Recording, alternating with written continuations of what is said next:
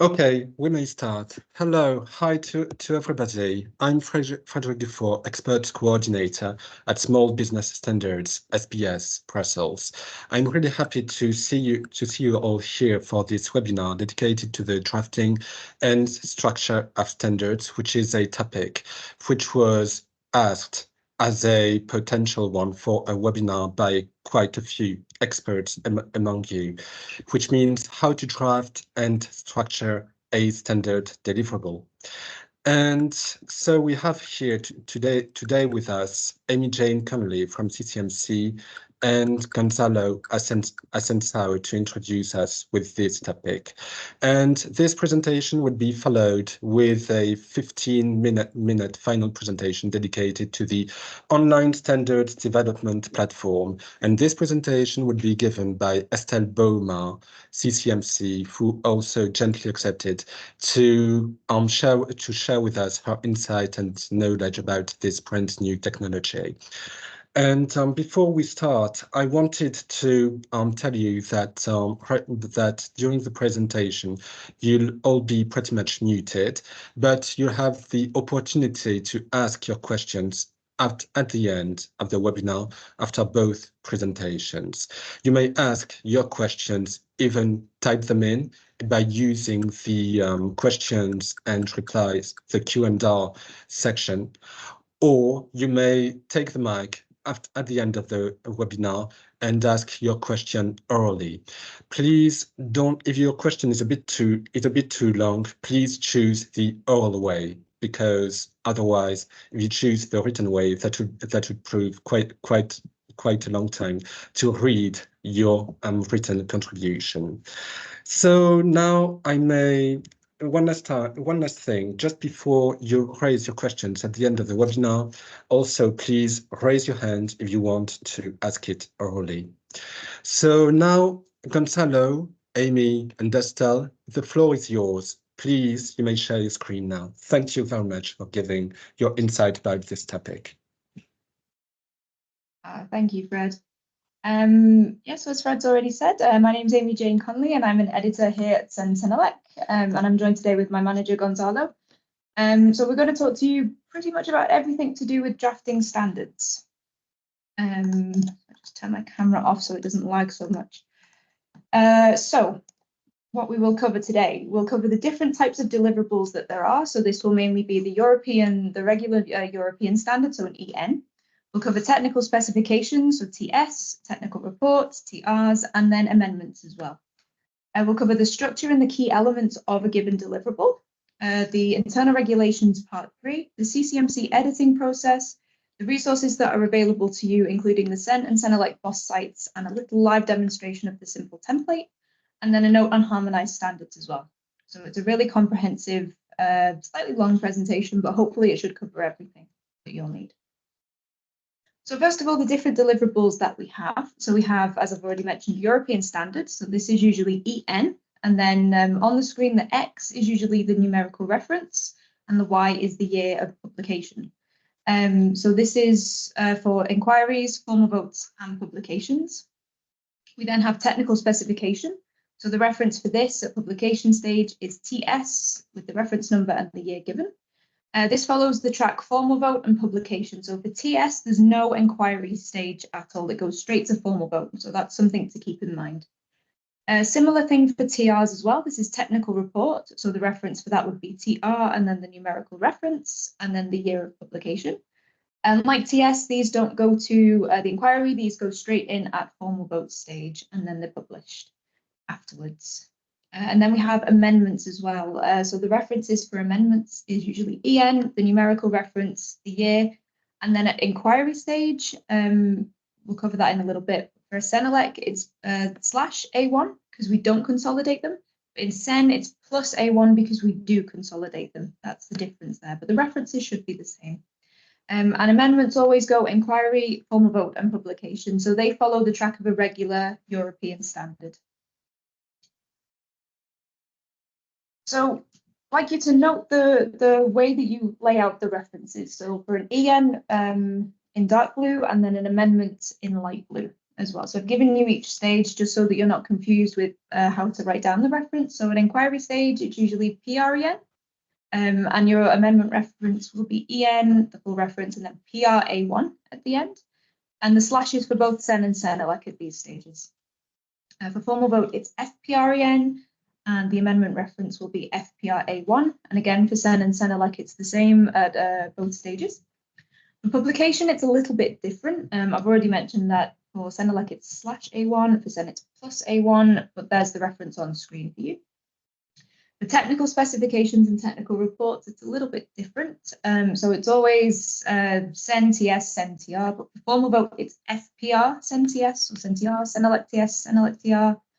For publication, it's simply SEN TS, SEN TR, or CENELEC TS, CENELEC TR, written as it is on screen. So now onto the structure of a standard. So a standard generally will cover all of these, or will include all of these elements, sorry, and this is regardless of the deliverable that it is. So this is for EN, TS, and TR. Amendments is a little bit different, and we'll cover that shortly. But every single deliverable needs to have a title page, and this includes any of the title translations that you have. There is a translation procedure anyway, so if you don't have them, it's not a huge problem. We can always get them. But just so that you know, if you do have them, you can pop them on there for us and we'll take them into account. You then need to have the table of contents, and we do recommend updating this at the very end after you've finished all of the drafting, because it is sometimes it can mess up a little bit. You then have clauses 1, 2, and 3. These are obligatory even if clauses 2 and 3 are empty. Again, I'll discuss this in a little more detail in a little bit. The main body is generally clause 4 and 5 onwards. And I say clause 4 and 5 onwards because sometimes, as clause 3 is a terms and definitions clause, you might want clause 4 to be abbreviations, in which case your main body starts from clause 5 onwards. If you don't want the abbreviations clause to be clause 4, or maybe you want to incorporate it into clause 3, obviously your main body will start from clause 4. You then have all of your annexes. This includes annexes Z in the case of harmonized deliverables. And finally, at the very end of the document, you have your bibliography. So that is the general structure of a standard that needs to be followed. Anything else, if you put the annexes at the end, before the bibliography, after the bibliography, if you decide that clause 1 is not the scope, something like that, we, the editors, will fix this and we'll let you know. But it's worth noting, the simple template does make this completely clear for you, and it makes it very easy to follow the layout as it should be. Now, a note on the internal regulations part 3. So this is the standard of standards. It contains all the drafting rules and guidance. However, it is very long and it can be very dry. And because we are aware of this, we've tried to make it as simple for you to follow as possible. So in addition to the tips for standards drafters guidance document that I'll send to Fred to circulate to you all today, we also revamped the CENBOSS and created a CENELEC BOSS drafting guidance page. And I just want to take you through these very quickly. So the page content is largely the same for both SEN and CENELEC. There is just one key difference, but I'm going to take you to the SEN page just for today's example.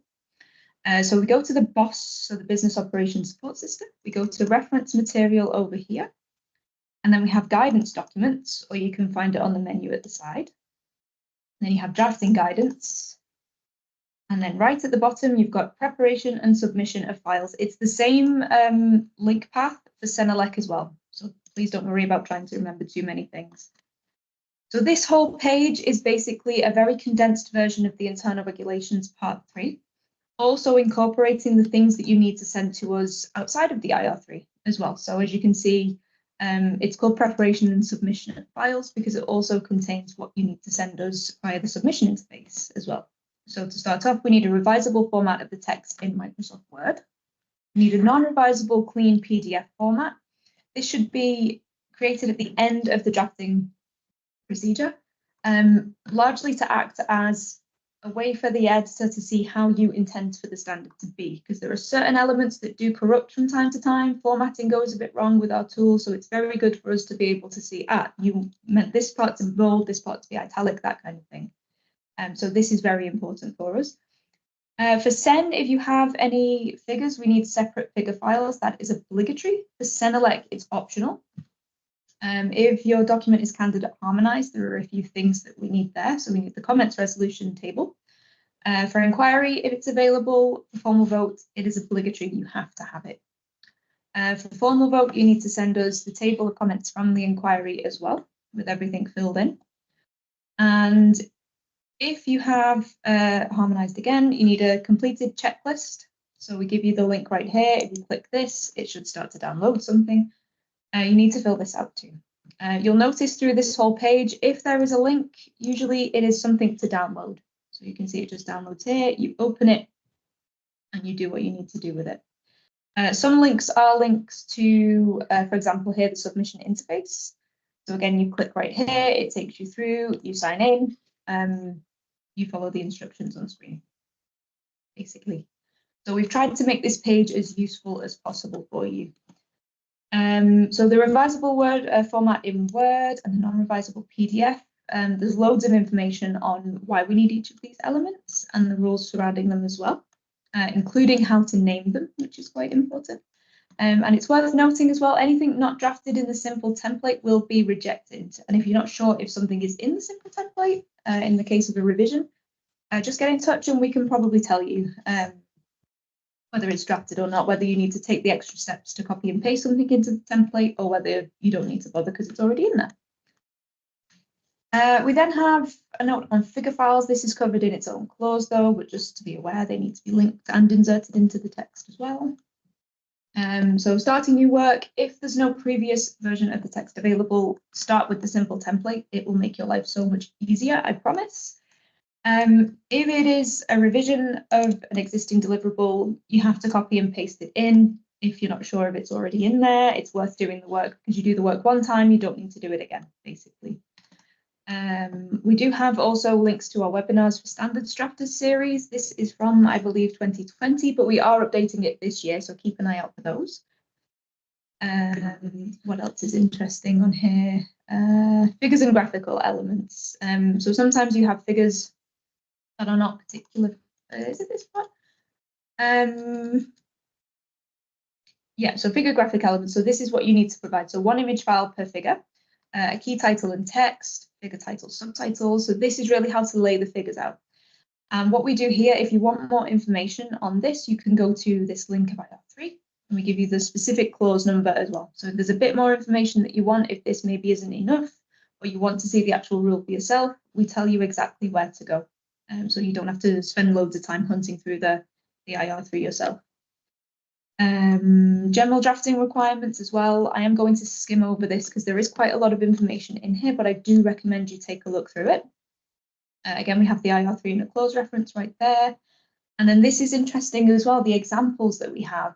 So for example, you want to lay out your figure, but you're not too sure how it should look. So if we click our example in a new tab, we have a PDF file that opens. So for this one, we need to take a look at example number 1. So we go to our PDF and we scroll to the top. And here we have example 1, the correct layout of figures. So we can see exactly how it should look, basically. And there's examples for this all the way through the boss page as well. So example 2, example 3. We've really tried to make it as easy and as user-friendly as possible for you. So I recommend you take a look at this. There's quite a lot on figures, as you can see, editing figure content, the general technical rules, exceptions and special cases. And something else that's interesting is the image quality check tool as well. So if you have those figures, we do have a quality check tool, so you can make sure that they are the top quality and they will be accepted by the submission interface. So if we click right here, it will take us to a very long document, admittedly, but it takes you step by step through the whole procedure of how to use this quality check tool. So as you can see there, it shows you how to name your zip file, how to upload it, all of that kind of thing. How to ultimately interpret the report that it gives you as well, because this can be kind of difficult to understand if you don't quite know what you're doing. So it's worth taking a look through this as well. It's very, very comprehensive, as you can see. So if we go back to our boss page, we then have obviously the information on naming of figure files as well. This is quite important. This is there's no XML reason for this, but rather this is just to make it clear for everybody who works on the standard what figure file needs to go where.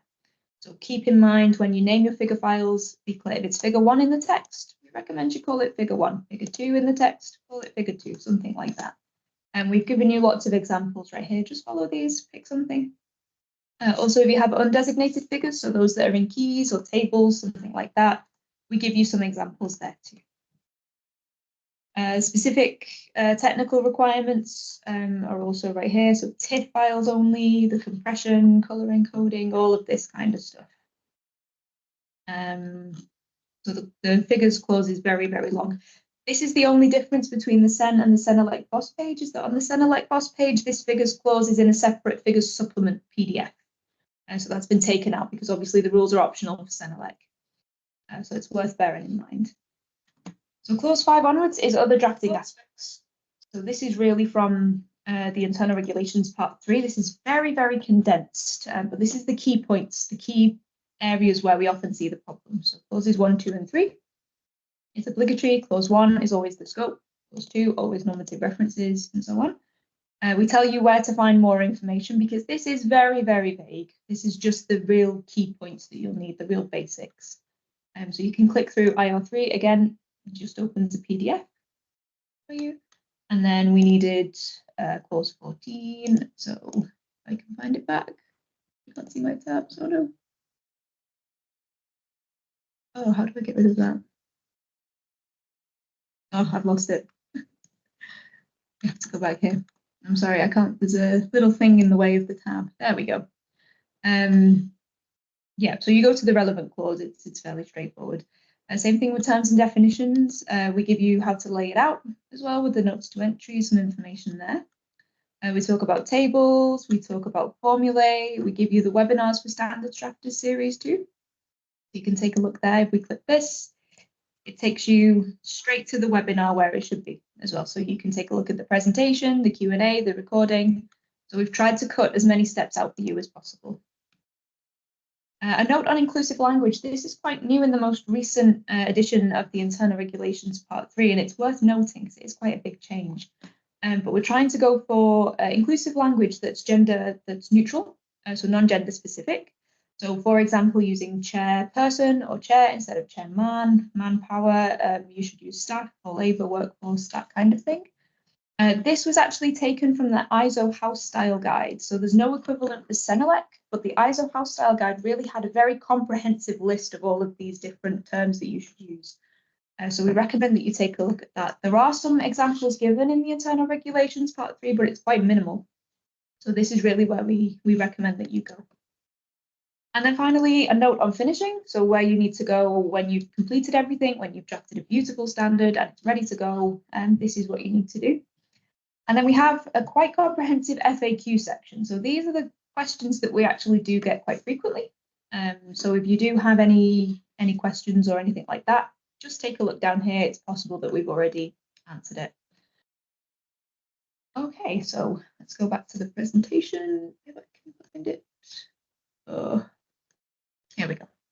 So it's the same thing for the Senelec BOSS. As I said, the only difference there is that the figures guidance is in a separate PDF supplement, but everything else is the same. So moving on, drafting a standard. We've already talked about what you need to provide. So you need to provide the clean Word document. So this means no track changes, no highlights, no beautiful colours, nothing left in there, no comments either. If there's anything that the editor needs to know, you do have a dedicated comment section on the submission interface, and we recommend that you put everything in there. What you can also do with that comment section is if, for example, you send me a document to just double check before you send it in, because I've already had that dialogue with you, you can pop in the comment section, please allocate to Amy Jane, and my colleagues in mail production will allocate that text to me. That just saves one of my colleagues having to hunt through loads of emails, see what was agreed, and try and learn about it, basically. You then need to provide a clean PDF. So as I said, this is a direct snapshot of the Word document itself. So that's quite important to create at the very end of your drafting. And obviously any figure files, if they're available in Senelec, obligatory or SEN. So where do you begin? Where do we find the simple template that I keep talking about? So we go back to the SEN BOSS. You've got reference material, then forms and templates, and right at the bottom you've got simple template for drafting standards in French and German as well. And you have a quick start guide, and the quick start guide is designed to help you use that template as quickly as possible. We have the exact same thing for Senelec too. So it's in the same link path. So reference material, forms and templates, and it's the Senelec simple template for drafting standards, also in French and German with a dedicated quick start guide. So I've already mentioned, if you are starting new work, go straight into the template. Don't try and draft something yourself and then copy paste it in. Save yourself some time. The simple template, as I'll show you in a minute, is laid out exactly as a deliverable should be laid out. If you are revising something, you need to take the version that CCMC published and copy and paste it into the template. We recommend as you go. So as you're just checking through that content to make sure it's all relevant still, or updating it where you need to, just copy and paste it across, and then you know whatever you've copied and pasted is checked and is verified and is ready to go. And it's worth noting, at formal vote stage, you need to use the inquiry version of the text, edited by CCMC as the basis of publications. CCMC handles that. You don't need to worry about anything. For a full revision, you need to use the publication text that CCMC published. If you don't have access to any of this, you don't know if you have the right version, just contact us and we can send you what you need. So the reason why we're pushing for the simple template to be used at the moment is because we do have some XML obligations. So we have an obligation to have 100% of eligible deliverables in XML. This is something that a lot of our members are using for translation purposes, mainly, but also so that they can read the standard across many different types of devices. So a smartphone, a tablet, a laptop, really anything. It also means there are no nasty surprises for you as drafters. Because the layout and formatting can change if we restyle things, and it can reduce delays in checking that the layout and formatting is still okay with you. It saves us a lot of different email exchanges. And we have designed this to be as easy as possible to draft with. It's really plug and play. You download a Word file and you just go straight into it. So now I just want to give you a very quick demonstration. So if we go back to the Send box, we can generally find it at the very top. And this is why this page is so good. So right here we have the Send Simple template. It's there for you. However, if we follow our path from before, so we go reference material, forms and templates, technical work. It is at the bottom right here, the Send Simple template for drafting standards and the quick start guide. And very new, I believe this was published just on Friday. You actually have one for amendments too, which is very good to look at, and a quick start guide as well. So something to bear in mind. But for today, we're going to take a look at the regular simple template. So I'll click the link. It's right here. You can see I've downloaded this many, many times already. We're going to open it up. And voila, as you can see, we are met with, mine is in dark mode, which is why it's black. Yours will be in white. But you can see we've got just a regular Word document that already has a lot of elements in there for you to play around with. So a few things with this. We have some notes to the drafters, which are usually in blue. These you can delete once you've finished your drafting. This is just to guide you through the use of the simple template as it is. So to update the table of contents, we tell you to press F9. Some cases, in fact, I think most cases, you will need to recreate this entirely from scratch, as we do have some bugs for some reason, but we can't find out why. We give you full instructions on how to do this in the Quick Start Guide. And this is what I recommend doing at the very, very end as well. You can choose what subheadings you want to go in there. You can go all the way up to heading 4, I think, or heading 5. You can make it as long or short as you want. But we give you all the tools to be able to do that for yourselves. And it's a good skill to have as well, because then you can see as an overview how much detail you want or how little detail you want as well. Then we give you the European forward. So this is the Send version. In the Senelec version, the Senelec European forwards pasted in. So we generally look at inquiry version for this, but obviously we give you all eventualities. So Send inquiry, the formal vote, vote on TS, and vote on TR. And the purpose with this is you just delete as applicable. So let's say we're drafting for a TS.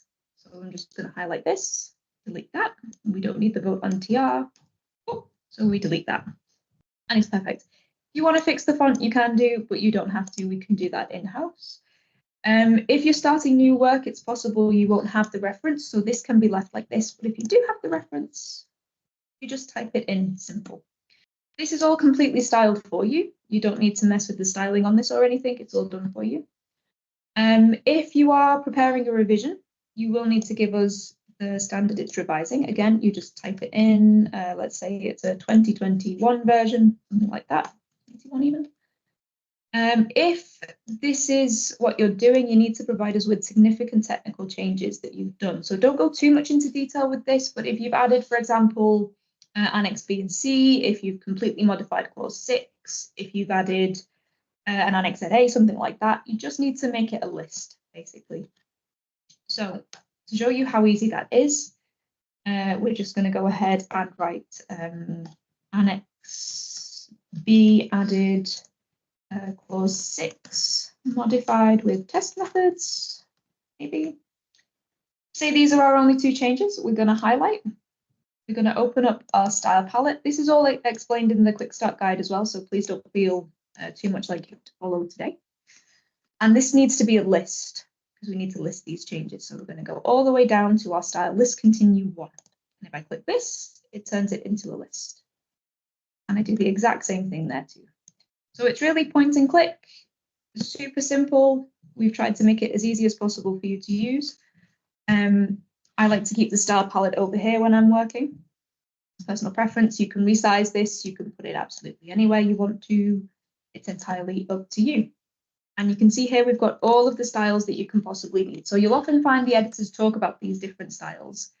These are all preset. These are in every single edition of the simple template as well. They are in alphabetical order. The main ones you'll probably need body text. And then we need forward text as well, forward title for the European forward, and then the headings as well. But we've tried to be as clear as possible with these, so they should be fairly easy to use. And then again, we've got a note to draft with the forward. Anything by and large that's in red, you should edit or delete as applicable, as we've seen. So scrolling down, we've got the introduction. This is an optional element unless you have patent rights. So that's worth keeping in mind. If you do have patent rights, you just need to fill out the red parts. If you don't have patent rights, very simply, we're just going to delete that. And then we've just got the text of the introduction. If you don't want an introduction, you can just delete all of this. It's completely fine. It just means that the scope jumps up like that. Now with these three, the first three clauses I've already mentioned, clauses 2 and 3 are obligatory even if they are empty. And the reason for this is because sometimes you might find at inquiry stage, okay, you have no normative references and no terms and definitions, but then at formal vote stage, you find you have both. So if you've already drafted with clause 2 being something completely different, you've then got to not only bump these down, but if you have in-text citations, you then have to go and modify all of those too. So it's just to save a little bit of time there on the off chance that that happens. If these are empty, we give you the introductory wording for them. You simply just copy and paste this up here. We do ask that you don't modify this in any way. This is the agreed template text, the agreed introductory wording taken directly from IR3 in both the normative reference case and also the terms and definitions. With the terms and definitions, these are optional. So if you don't want these in there, you can delete this. But again, we give you the wording if it's empty as well. So that should be more or less clear for you. With the terms and definitions, you have a few different situations, let's call it. If you have just these terms and definitions in this text, you just write this one. If you're taking them from a different reference, then you just write give it in and then the reference of that external deliverable. If you have both, you need to also add this as well. This can be found in IR3, though it's much, much clearer defined in IR3. So take a look there. With the terms and definitions, styling's fairly straightforward again. So you've got the terms, term number, and then definition is up in the D. So definition right here. A few things to note about this. If I pop my paragraph markers on right here, I always edit with these on, otherwise it feels like I'm editing blind. This shows every little bit of space, every marker, absolutely everything. Sometimes we see that drafters do this in a bid to keep these two together. But what this does is it treats this as one line of text, which obviously it isn't. So if I then define this as term number, it styles this as term number 2, and this needs to be just term. But if I try to style this as term, it also sets this as term. So that needs to be avoided. You can do that simply with a hard return. after the end of everything. The styling will lay this out as it is supposed to be laid out.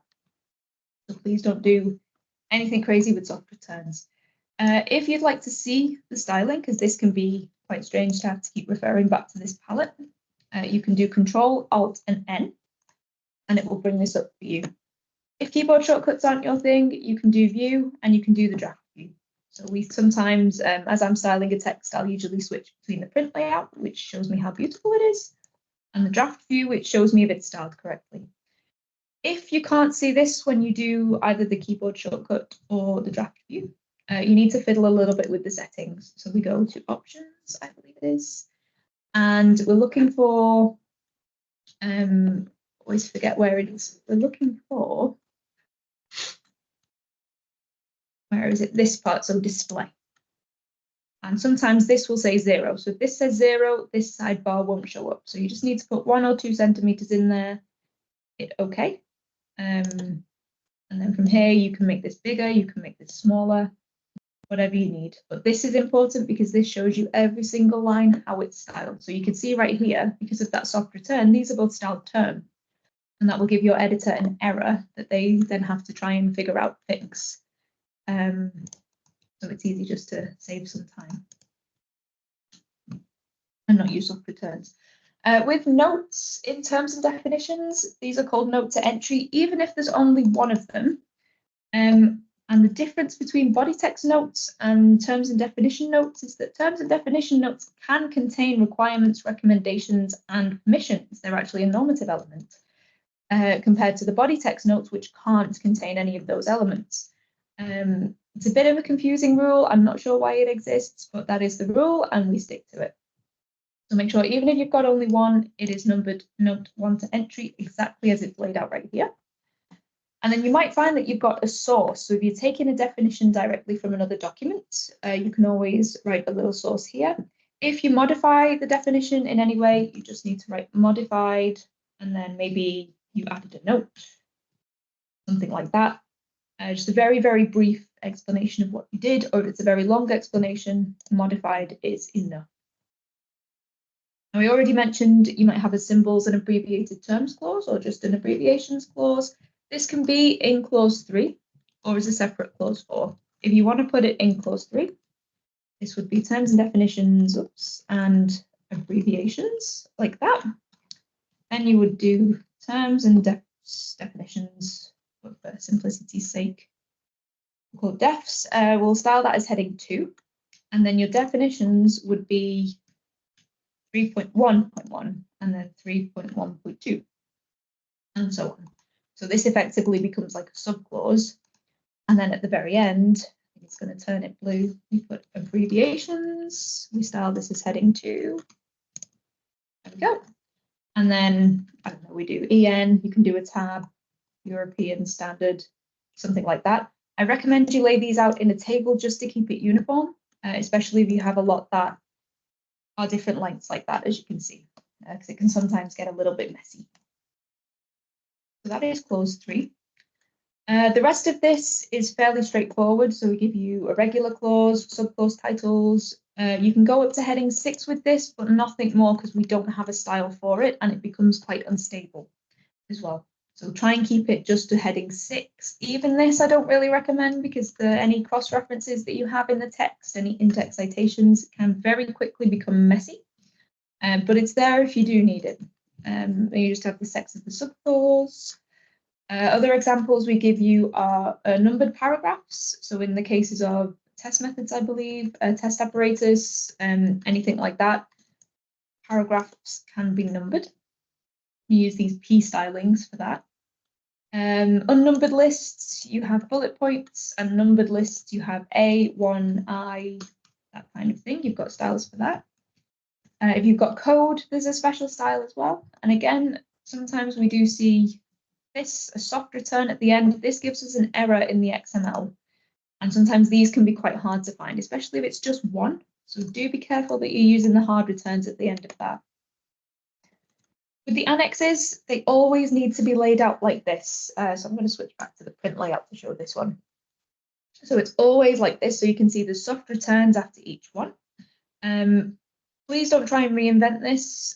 Sometimes we do see like there's a colon and then there's the title. I've seen that a few times. Oh, made a sad face because we don't want you to do it. So just be aware of things like that. It always needs to be laid out just like this. And then the numbering of your tables and your figures restarts in each annex. So we've given you the examples here because this is special, basically. So it's something to keep in mind. But the styling of body text, all of this is still body text. Your subtitles, clause titles is actually A2, A3, A4, and so on. Okay. Here's the example of a table. So we give you a note here. So it's recommended to create new cells instead of using tabs if you need to indent the text. So for this, you can just use the table design. I believe it's table layout maybe. Draw table, eraser, these two are better to use instead of tabs. We do have tabs here on the table footnote. This is the only place it's allowed, especially in Note. But if right here you want to do it, not only does it not let you, so you really have to go to some effort to do it, but it also creates some errors as well in our XML. So if you do want to split tables, very simply, just draw a new one, just like that. And then if you need to merge anything, merge cells, right click, merge cells, and it does it for you. We recommend if you need to merge cells or split cells, anything like that, you do it at the end of the drafting, just to make it clear, just to keep everything uniform and concise. So the example on figures, I think we've talked enough about figures. There's loads of guidance on these, but this is how they're supposed to be laid out. The simple template does it for you with styles. Delete what you don't need, fill out what you do need, goes without saying. And then for examples of formulae, if it's a very simple one, like 1 + 1 is 2, A + B is C, if you can type it on the keyboard like this, please do so. Don't try and put this into equation builder because it increases the weight of the text unnecessarily, and we don't want that. But you can use the equation builder, as we can see right here. Maybe not. But it is, I believe, insert, and then you've got equation right here. So we just hit that, and it doesn't want to play nicely. Type equation, you've got a very difficult one to do, so you've got all of these symbols up here, use those. We can work with this very simply. And we do also recommend if you have thousands of formulae across hundreds of documents, it might be worth investing in MathType, but that is paid software, so we can't oblige you to use it. But it might be a good investment if you have tons and tons and tons of formulae. Annex ZA templates can be found on SEMBOSS, so it's worth taking a look over there to make sure you're using the right one if it's applicable. We give you the link of where to go there, so I won't go too much into detail on this. Also, you can delete these notes at the end once you've filled out all of the red parts. So this is your responsibility to make sure this is filled out correctly as well. And you can contact your technical PM if you need any guidance with this. And then to finish off, the bibliography. It's an optional element. If you have references in there that are informative, it is strongly, strongly recommended, if not obligatory. Anything can go into the bibliography, so directives, that kind of thing can go in there. We do say not to normatively reference those, but you might need to put them somewhere, so they should be informative and in your bibliography. So that is the simple template, a very quick tour through it. So we go back to our presentation. You've drafted your standard. Now, what do you need to do? Well, your TC secretary needs to go to the CENELEC expert area or the CEN expert area. We've given you the links right here. And you need to use the submission interface. And you need to provide us with the Word document, the PDF file, and those figure files. If you've got any issues with this, please contact Mail Production and one of our lovely colleagues will help you out with those issues. We'll do some investigations and find what you need. The comments section, anything the editor needs to know. If you've had trouble with the text, trouble with the template, there's a strange, weird thing, you're not too sure if it's okay, or like I said before, you've had contact with an editor, just pop it in there. Anything, too much information there's not really a thing. So anything we need to know about the text in that comment section. Now on to some procedural elements. So this is just a brief overview of the timeframes. So for inquiry, you can expect a 5-week timeframe for allocation to an editor and the editing work to be carried out, 8 weeks of translation time, and 12 weeks for the ballot. And that's opening and closing on Thursdays in CEN and on Fridays in CENELEC. For formal votes, it's a little bit shorter. So we still have those 5 weeks for the allocation and editing work with an editor. We then only have 5 weeks of translation and 8 weeks of ballot. Again, the open and close is on Thursday for SEN and Friday for SENELEC. Publication, it's even shorter still, because at publication stage, we really expect for it to be a very, very light editing. So we have 2 weeks for the allocation to an editor and the editing work to be carried out. That includes the handling of the comment template as well. We then have 2 weeks of TC proofing and a 4-week translation period with the DAV always on a Wednesday for SEN and always on a Friday for SENELEC. If there are any issues with the inquiry text, with the formal vote text, or the publication especially, let us know as early as possible. If you have the direct contact of your editor, get in touch with them. If not, please let production know. But the most important thing is as early as possible. So a note on the editing process. So we talk often about in-depth editing versus the light editing. So at inquiry and formal vote, we go really in-depth with the text. And this involves, but is not limited to, checking the text for IR3 alignment, any language and grammar. So we all have a very high level of English.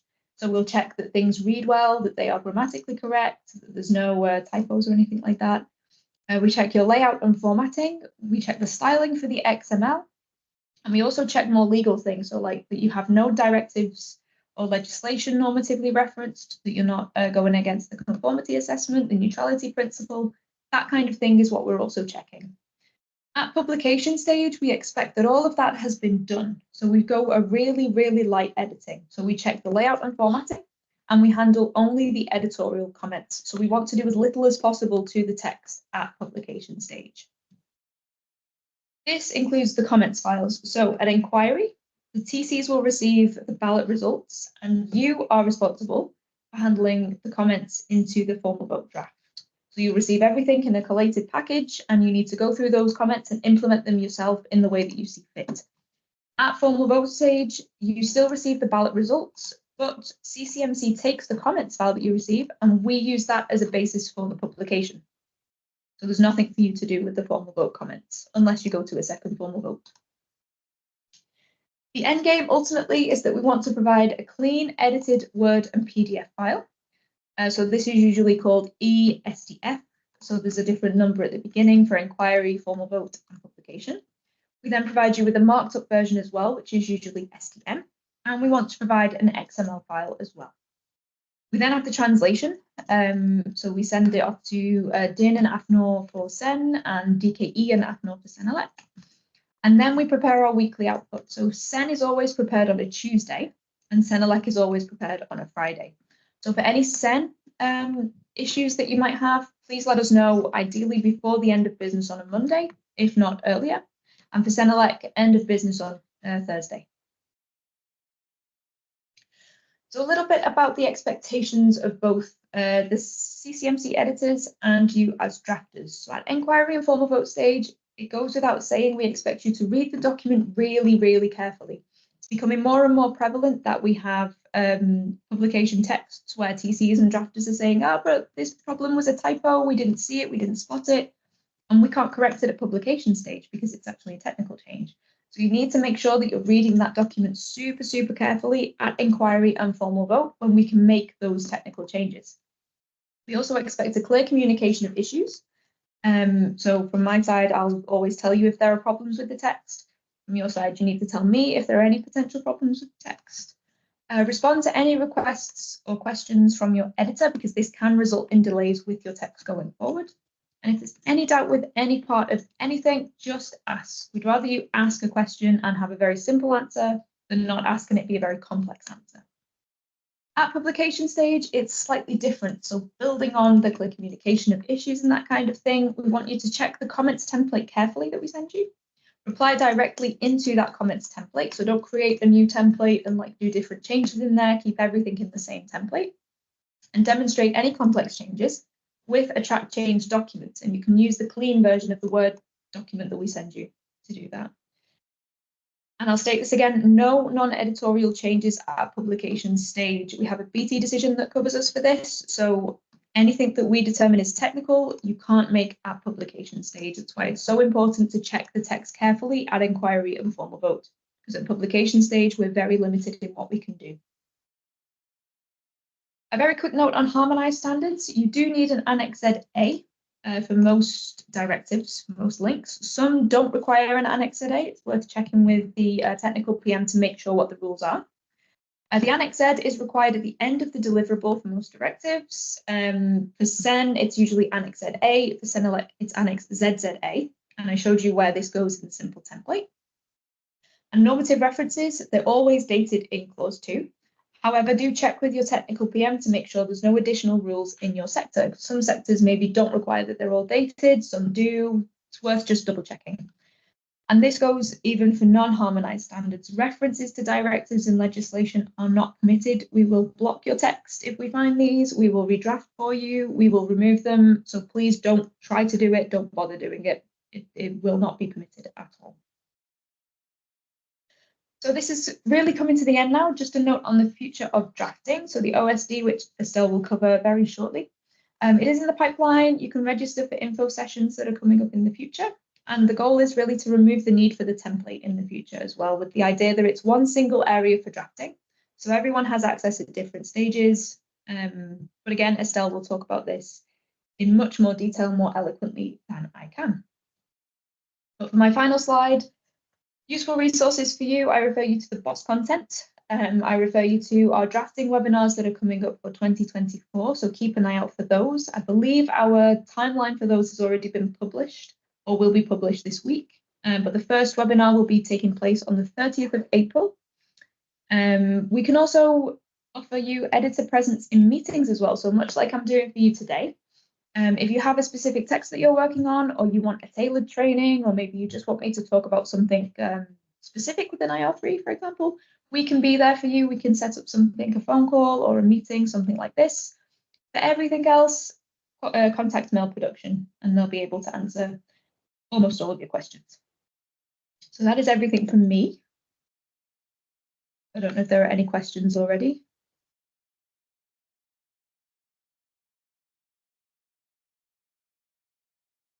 Can I ask you a question? Yes, please go ahead. Yeah. What I miss here is that there is no requirements for a clear language. I mean, in the group, in the standards VG I'm working in, there is no one who has any competence in communication. So the standard is very difficult to read and very difficult to understand. And I can't see anything in your resources that check if whether it's a good language, clear language, that's it easy to understand. The editors do check the readability of the standard. So if we see that it's sort of poorly written or not so clear what the meaning is, we will usually flag this up with TC. In terms of the technical content of it, the sort of technical expertise that you're bringing, obviously the editors are not experts in that field, so we can't really advise on that. I think, Gonzalo, do you have anything to add to that? I think also if you go to internal relations part 3, there are some examples of clear formulation for setting requirements. I think that's what maybe you meant. It's clear that sometimes it's difficult to have standards drafted in a clear and structured way. But I would say in internal relations part 3, there are some provisions, explaining or highlighting on how to draft clearly requirements, if that's what you meant. Okay. I see that there is another question in the chat, which is regarding the file format. It says XML file format. This compares to owning the relevant software, which is not free. What if someone sends the file using the free OpenOffice? Does it work this way? I don't believe so. No, it really needs to be in Microsoft Word in order to work. And I think, Amy, as you explained in the BOSS pages, is clearly defined which are the requirements for the submission at the moment. And coming back also to XML, at the moment XML is more a format which is made available to the members for their own usage and national publication at the moment. Thank you. I don't see any other questions either in the chat or the Q&A. We may ask Estelle to introduce the OSD platform now, if there's no further question.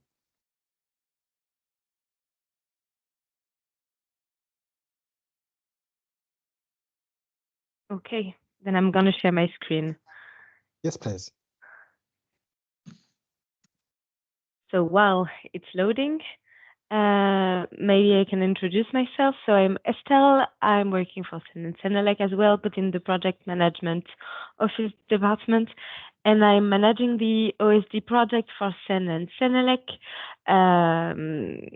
And why I'm here for Sen and Senelec, because it's a joint ISO and ISC project. So I'm going to talk about the project, what it is, what it consists in, very shortly. If you have any additional questions and so on, feel free. But I will also give you information on how to know more about the tool. And so let me go through the agenda. So first, as said, I will tell you what is the OSD exactly, what are we talking about. I will do a focus on the accesses role, because I know that it's something that might be of your interest. It's what am I allowed to do depending on who I am in the tool. Then we will briefly touch about the difference between SMART and OSD, because you might have heard also about the SMART project, and there is a difference, and I want to clarify it also today. And then we will talk about the timeline. But first, what is the OSD? When we are talking about the OSD, we are talking about online standards development, and it's initially a project led by ISO and ISC. Here I have a sentence that I like to use to describe the project. It's a long one, but so OSD will help committees to draft higher quality deliverables using a collaborative authoring online solution designed for standards drafting. So very long sentence describing the project. But the idea is that we are implementing a tool designed by ISO and ISC in collaboration with a software provider that is aiming to replace Word in the future. And why is it different from Word? And because it has been specifically designed to draft standards. So you have a lot of embedded features and a lot of things that you can and can't do in the tool that are related to internal regulation. And the objective of this tool is to focus more on the content for the experts that are drafting the standard, rather than spending time on layout consideration that Amy Jane just shown you. So I won't go through an extensive demo today, but I want to show you a couple of things about the tool. So this is a screenshot actually of the main page when you are in the OSD, and so if you're looking at item number 1 and when you open the document, you see that the point number 1 is that it looks like Word. It has been designed so you are not lost when you open the document, and that you can find all the different menu items that you have in Word. The difference will be in what is proposed, because indeed, as you can see on the left, you have a section where you can see the structure of the document. So you have a template. You're not starting from scratch, where you have a European forward already in it. You have a scope, but you have some features, for instance, also related to normative reference. So Amy Jane shown you, for instance, how to write properly a normative reference. In the tool, you don't need to do it anymore. You just need to select it into a library using the tool. Same with terms and definition. You don't need to respect if it's the number 1, the number 2. It's going to be automatically created, and the tool is going to ask you a lot of questions on how to create the perfect terms, definition, or abbreviations. The third thing is that it's different from ISO and ISC because you have a specific template related to European standards. So when you're creating your document, you will have the European forward pre-written in the document if you need it, and also a bunch of annexes that are pre-filled in. So there are lots of interesting features in this tool that I could spend actually hours to describe you. But what I think is best is that we have two things available in the OSD expert site. And I think when we will share the resources, you will get the link.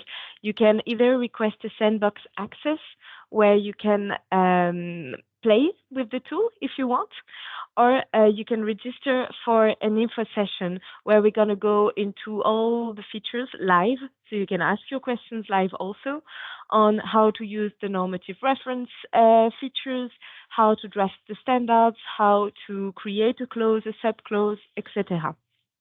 So I really invite you to go through these resources, to register to an info session, and also to play if you want to play with the tool because you're going to draft content or comment in the document, to register to this info session to help it.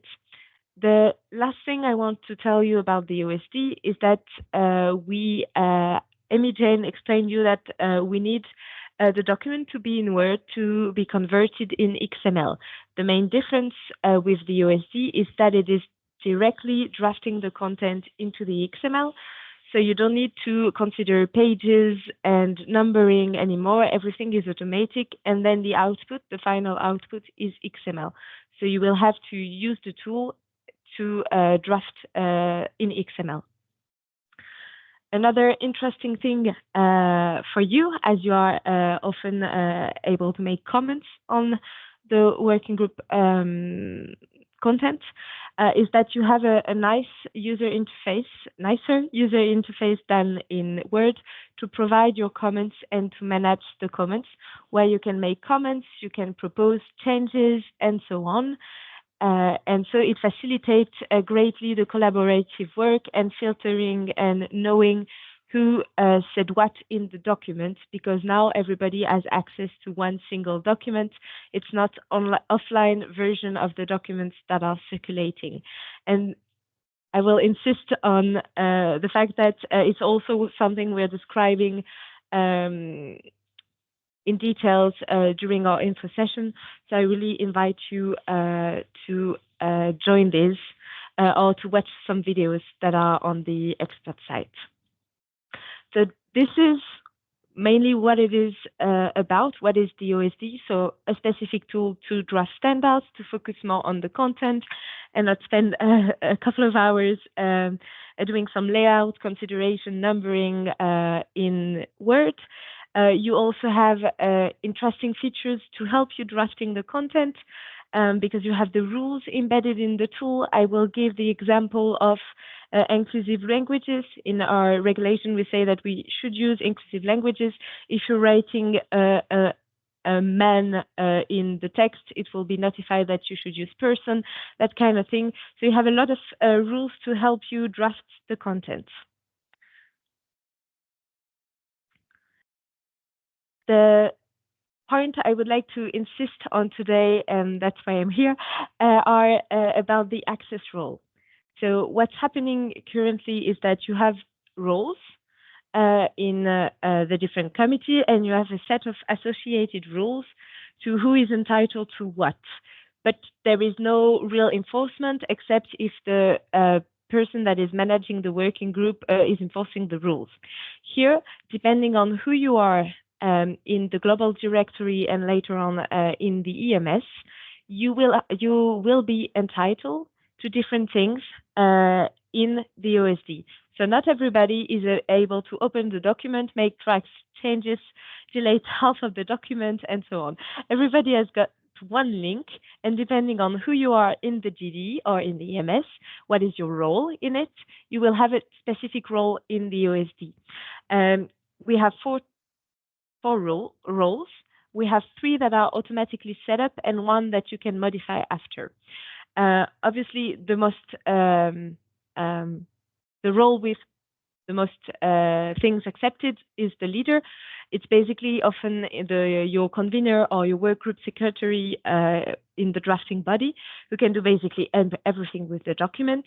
He can draft the content, replies to other comments, delete comments, resolve comments, not accepting track changes and do the exporting.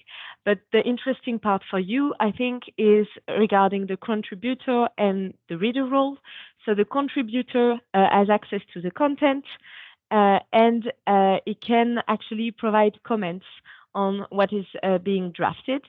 So if you are a committee member, because I checked a bit what were the roles with production, what were the roles of SBS members in our working groups. If you are a committee member or commenter, you are able to add comments and reply to other comments. If at some point your workgroup convener or workgroup secretary would like you to draft part of the content, he has the possibility to promote you as an author who will have the right to also add content. This is the only manual role. And the last role we have is the reader. I know also we have some committee observer as part of your roles. And as a committee observer, according to the rules, you are entitled to view only the document, and so you will only have access to the document just to see what is the latest version available, but not able to provide comments. So this role, as I said, has been set up according to regulation, and so it's really fundamental that depending on who you are in our system, you have a different roles, and this can't be changed. It's fully automatic. Well, it can be changed if you change a role, but it can't be changed in the tool. The idea with it is to enforce the different roles and responsibility inside the drafting body. So next question is, when will it be available? The important thing with the tool is that it will not only cover the authoring part, which is when you draft the standards. It will also cover the internal editing for CCMC and the official member commenting during the inquiry and formal vote stage. And so what we have available currently at SEN and Senelec is the SEN for ENTR, TS, and CWA authoring. So we have currently working groups that are working in the tool already.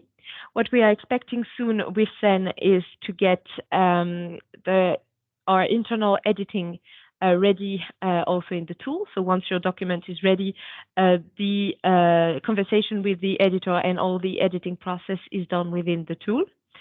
And the third stage would be the member commenting. So all our members doing official commenting during the inquiry and the formal vote in the document. So this is expected. The dates are still subject to be changed, but this will be piloted, the two remaining features, this year for sure.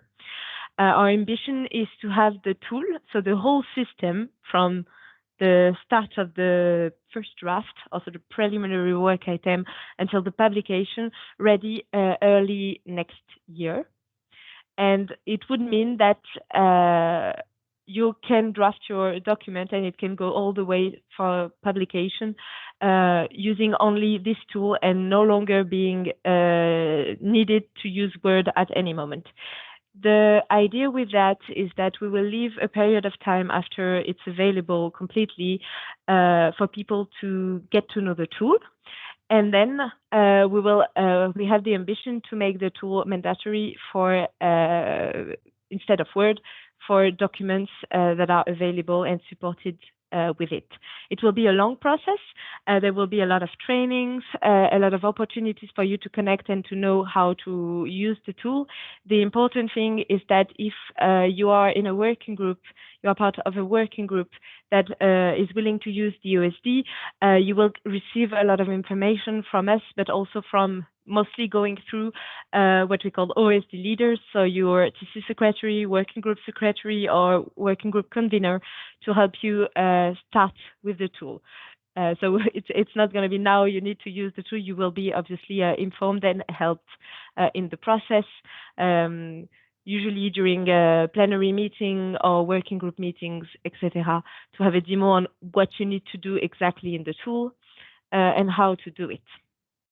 So this is for SEN. For Senelec, we have a similar timeline in terms of how it is built, but just a year delay in in the deployment because we are only at the beginning with Senelec.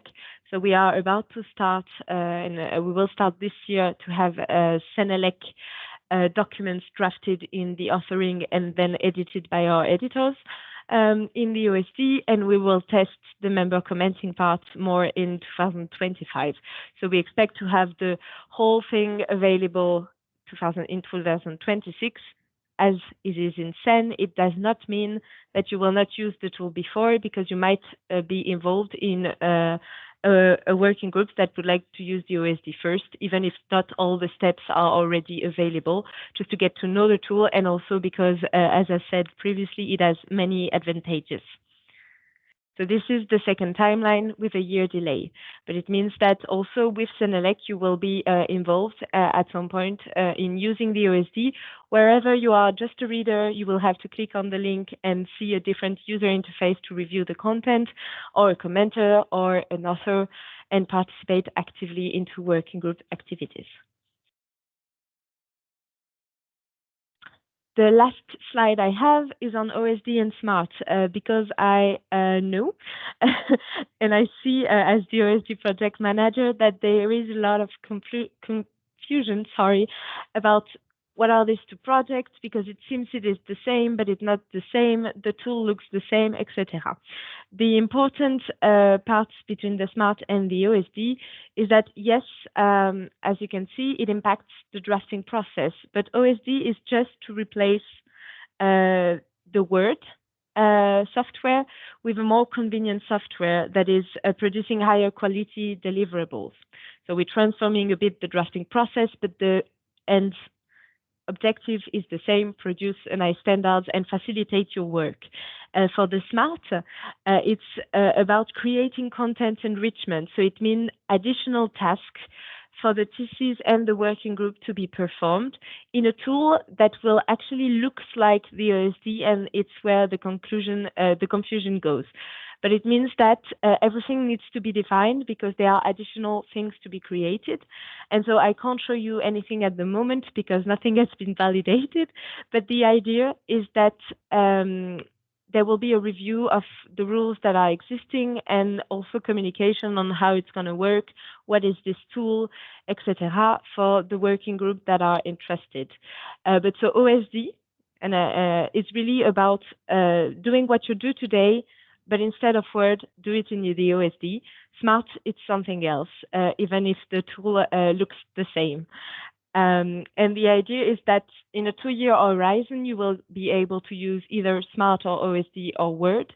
And in 4 years, you will have the choice between SMART and OSD. But I will insist on most of the documents you will be drafting will be in the OSD. So no changes. And for the SMART, you will get info on what it is and how it works in the near future, but it's not the same. And that's it for my presentation. So do you have any question on what is the OSD, what will be available when, how to get prepared? Or all clear? So, as a reminder, you may ask your questions either by typing them or by asking them orally. And raise your hand online if you want to ask a question orally, please.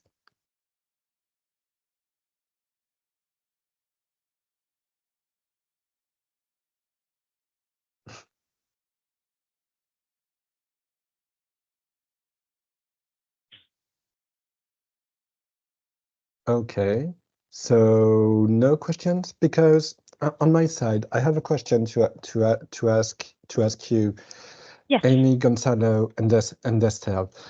If anybody among our SBS experts needs any help regarding, let's say, for instance, the choice of the right annex ZA in the sandbox, or advice concerning the use of the OSD in the future, may one of our experts turn to you and ask you for your help. And so, please. Well, maybe starting with a simple one. as Estelle said, for OSD, there is a specific entry point for involvement to get the information. So I would suggest to follow that, which will be circulated with the slides provided by Estelle. Of course, I think this will come a little bit later, Fred. Whenever we'll start implementing or making OSD available through the technical committees as part of the process, there will be, of course, training on the usage of OSD at that moment in time. Okay, all right. For harmonized standards, first of all, I would like to clarify, what you mean with guidance on selecting the Annex Z. I think, first of all, I would suggest, if the experts have any question, first of all, they should address them through the working group or to the assistant secretary. First of all, that's the formal way to get through the process. Okay. Of course, there is a lot of guidance, and if there is any specific topic or subject needed, we also have now the harmonized standards compliance team, which is also supposed to provide some guidance in terms of training material and supporting material related to harmonized standards. For your information, and maybe I will ask my colleague to circulate the information, there will be a specific training organized in May for harmonized standards, which is a physical event focusing on horizontal matters, but also on some specific topics and specific sectors. Of course, with the Commission participation. So this may be also a good starting point, Brad, and maybe you can also circulate through your Okay. But of course, if it's outside of that, you can always try to come back to us, to direct the question. All right. I took a good note about this training, which would be organized in May, and I think it could be a good thing to promote it among our experts. Please, does anybody have a question? A few more seconds.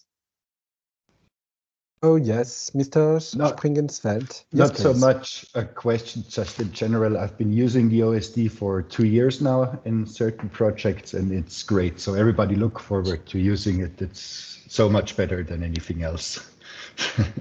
Just with all the references and everything, it works so good. It works so well. It's great. Thank you. Okay, and Gonzalo, I can see you raising your hand, please. Sorry, no, it was not on purpose. Sorry. Oh, Sorry. you could have a question anyway. Please, does any other question, please? I think, Fred, it's just worth to note that if anybody does have any questions that they maybe think of in a few hours or maybe a few days or while you're drafting, you can always reach out to me directly. I'll be happy to answer any of your questions that you might have. I did mention in the presentation as well, for specific documents that you're working on, if you do have any uncertainties or anything like that, you want to check an element's correct with regards to IR3 or styling or something like that, layout, anything. You can always get in touch with Mail Production and they can ask if an editor is free to help you out, or you can contact me directly as well. Because this is something that I'm involved in quite a lot, is training and being available for those sorts of questions. So Fred can always circulate my direct contact details, and I'm here for anything that you might need.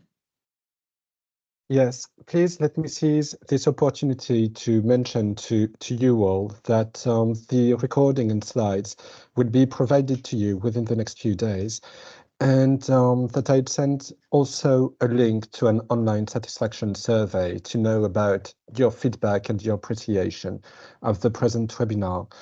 And so I may take this opportunity to include Amy Jane's email address, so that you may take contact with her in case of any question. And another note, I'll also provide you, along with the recording of this webinar and the slides of the presentation, a list of the questions that were asked during this webinar, along with the replies which were given. So this was something I wanted to mention. Does anybody else have any question, please? Nope. Okay, so I think we may call it a wrap and pretty much part away. Thank you very much, Amy, Gonzalo, and Denstel for this wonderful presentation. This proved really handy. And now we know everything we need about the structure and drafting of standards, thanks to you, and also about the online standards development. Thank you very much for this. And so, as I said just now, you'll be provided with the recording of the webinar, the slides of the presentation, the link to the online satisfaction survey, as well as the file with the questions and answers which were raised during this webinar. So I may thank you very much. Thanks to all for your participation and for attending this webinar. You may also send me any further question in case you think of any further question to ask, and I may turn to Amy, Jane, Gonzalo, and Destel and ask them about it. Thank you very much. Thanks. Thank you. Bye-bye. No, Bye. Yeah, bye everybody. Bye. Yeah, see ya. Thank you very Thanks much. for- Bye. Bye. Thank you. Thanks. Bye. Bye. Bye. Thank you. Thanks. Bye. Thank you.